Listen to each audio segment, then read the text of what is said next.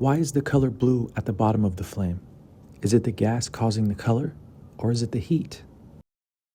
It's both. It's the chemistry of combustion and the temperature. Blue flames burn hotter. Different temperatures ignite different colors. That's why fire speaks in rainbows. And this is amazing because ancient wisdom already knew this.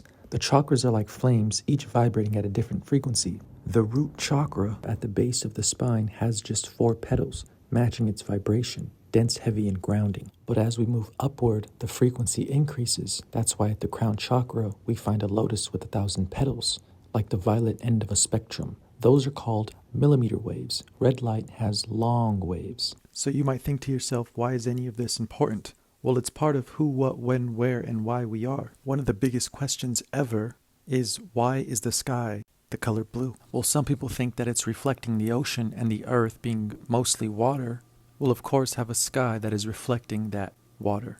But if this was the case, then how is it possible to have blue skies above extremely vast deserts? Well, the answer is that the sky is actually clear. That's why you can see all the different beautiful colors of the Milky Way galaxy at nighttime when the sun is far away.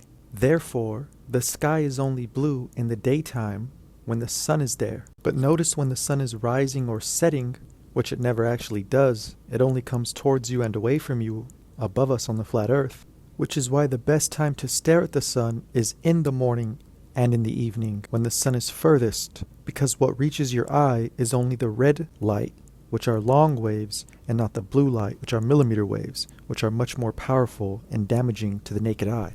The sun in the sky that you see is not actually yellow like everyone thinks. It is actually pure white light. A simple white piece of paper on the grass outside can prove this. If the sun was yellow, then a white piece of paper would appear yellow. We know that white light through a prism creates a rainbow. That's how we have rainbows.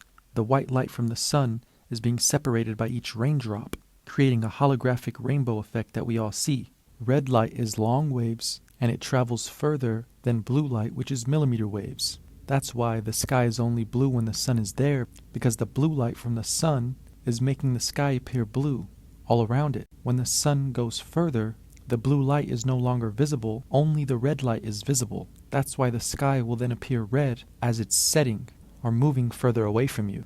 The warmer colors of the rainbow are red, orange, and yellow, and the cooler colors are blue, purple, and violet. The warmer colors are less damaging than the cooler colors. This is why a blue and green laser can burn a hole through your pants, and a red laser can't even burn a hole through a piece of paper. This is why, at a tanning salon, you will see blue light being used on the tanning beds. So this is what it actually means to align the chakras. What is the difference between a 3-volt light bulb and a 3-volt laser? It has to do with the coherency of the wavelengths. A light bulb shines its light in all directions, while a laser is directed in only one direction and to a single point. Well, that's exactly how magnets work. Before and after you magnetize an object, it weighs exactly the same. The weight doesn't change, which means the only difference is qualitative, not quantitative. Thank you, Ken Wheeler. So let's align those atoms and those chakras, and let's become qualitative coherent and become a beam like Grogu after he meditated on the seeing rock in that Mandalorian scene. See you on the other side. This is the way.